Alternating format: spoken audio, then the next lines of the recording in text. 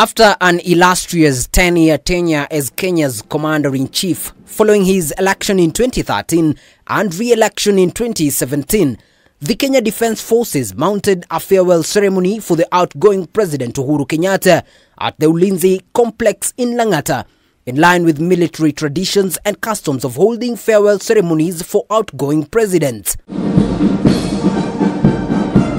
Rais wa Jamhuri ya Kenya. At around midday, the man of the moment majestically rode into the stadium atop his ceremonial vehicle, acknowledging greetings from soldiers in a salute.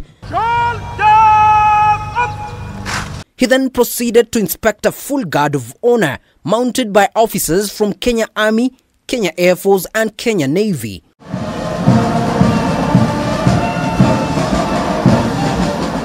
The officers then proceeded to march, giving their last respect to the Commander-in-Chief.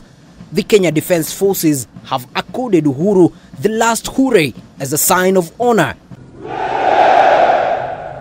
His last hooray signifying an end to the relationship between the commander and the troops.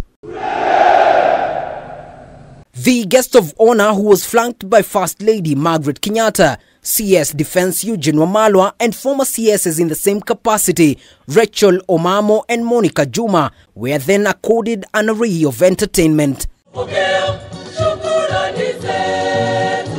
Praise songs by different choirs, personalized poems praising the president. Look at Ulinzi Stadium, talk of Kisumu Shipyard.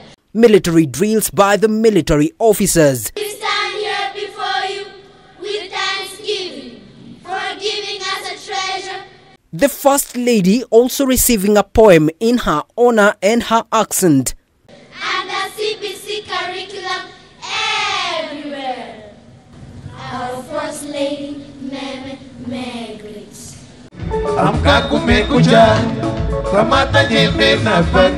While Maroon Commandos gave their best performance yet, the military band also played the president's favorite song by UB40. Then came the gifts. One by one they were presented. Those that couldn't be presented here physically had a photo of them secured in a frame and a vivid description of the particulars by the master of ceremony. Zawadi yenyewe Mheshimiwa Rais ni ya ng'ombe aina ya Asia. Ng'ombe huyu ni mjamzito.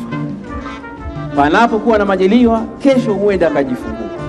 Mheshimiwa Rais, kuhitimisha zawadi zetu za leo, the military, seemingly having learned the president's taste to the latter, presented to him and the First Lady a golf gear to keep them active after retirement. And well, it had to be tested right there. After a luncheon with top generals at the Department of Defense in Hurlingham, the president was then ushered out of the camp in a ceremonial pulling out tradition.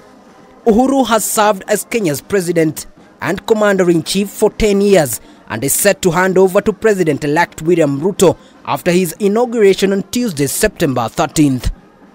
David Kagina, K24, Nairobi.